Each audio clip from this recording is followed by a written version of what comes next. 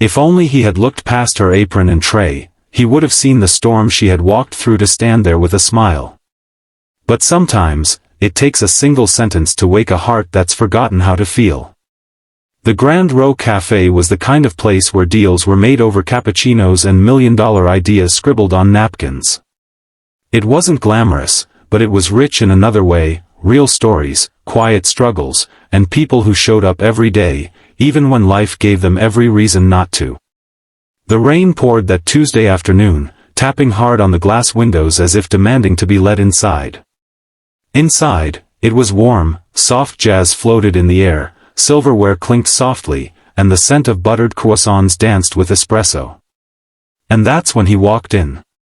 Julian Markham. Billionaire tech mogul. Owner of Markham Dynamics. Known for his sharp suits, sharper tongue, and an even sharper bank account. When he entered, the cafe changed. People straightened in their seats. Staff whispered nervously. He didn't go unnoticed, and that was how he liked it. He was meeting a potential investor. But he was early, and he hated waiting. Especially in small, common places like this. He glanced around with disdain and sat at the booth in the far corner, away from everyone, tapping impatiently on his Rolex. That's when she approached. Emily. Just a waitress to some, but to those who knew her, she was far more. 28 years old. A single mother to a 7-year-old boy with cerebral palsy. Every day, she walked 5 miles to the cafe, worked double shifts, and still made it home in time to tuck her son in with a bedtime story. Her eyes held a kind sadness, one that understood pain but chose not to pass it on. She had just finished a difficult morning. Her landlord had threatened eviction if rent wasn't paid by Friday. Her son's special wheelchair needed repairs. And she hadn't eaten all day. But her apron was clean, her hair tied neatly, and her smile gentle as she approached the booth. "Good afternoon, sir. Can I get you something to start?" Julian didn't look up. He snapped, "I've been sitting here for 5 minutes. Does your staff always take this long?" Emily didn't flinch. "Apologies, sir. We're short-staffed today, but I'm here now." Julian looked up slowly, studying her face with a scowl. "Great. Just what I need. Another excuse." He glanced at her name tag and scoffed. Emily. Figures. She held her breath. Not because of his words, she'd been insulted before, but because there was a man beside her, a young dishwasher with autism who had accidentally spilled a few drops of water near the billionaire's shoes moments earlier. Julian noticed the boy and exploded. "What kind of circus are you running here? This boy just splashed my $1,000 loafers. Do you people even know how to work?" The cafe went silent. Customers turned their heads. The dishwasher froze, eyes wide with panic. Emily instinctively stepped in front of the boy. "Sir," she said calmly, "he didn't mean to. He's doing his best." Julian stood up now, towering over her.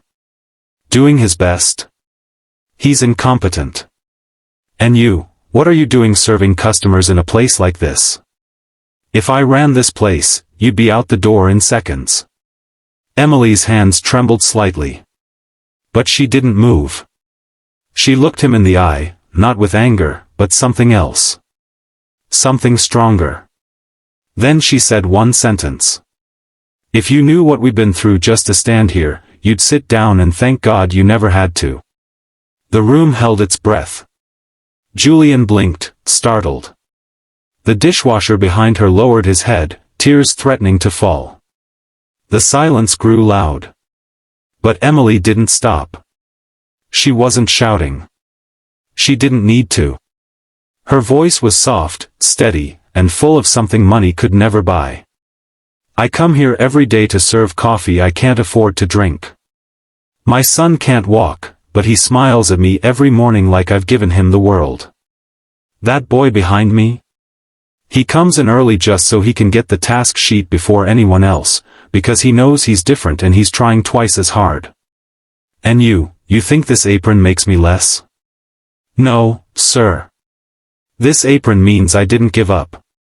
Tears filled the eyes of an elderly woman at the counter. A young man slowly clapped once, twice, then others joined.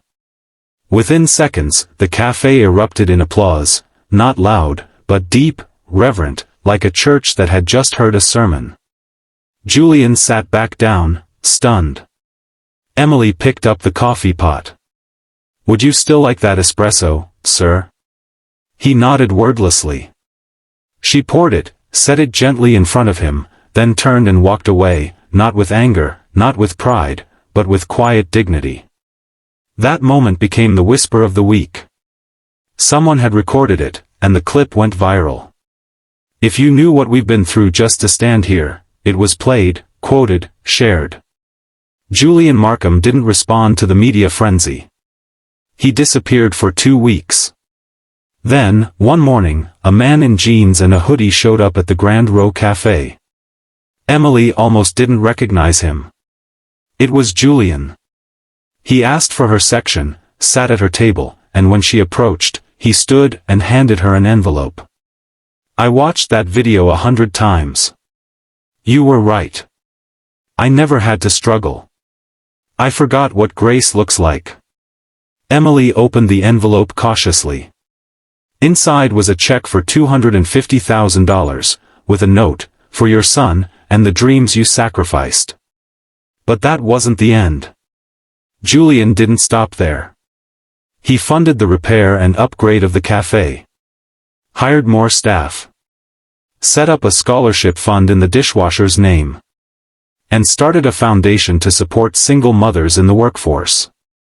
He didn't do it for PR. In fact, he refused interviews. But when someone asked why, he simply said, because a waitress once silenced a room, and reminded me what real strength looks like. Some stories aren't about grand gestures, but the quiet courage it takes to keep showing up. And sometimes, it only takes one sentence, to change a life.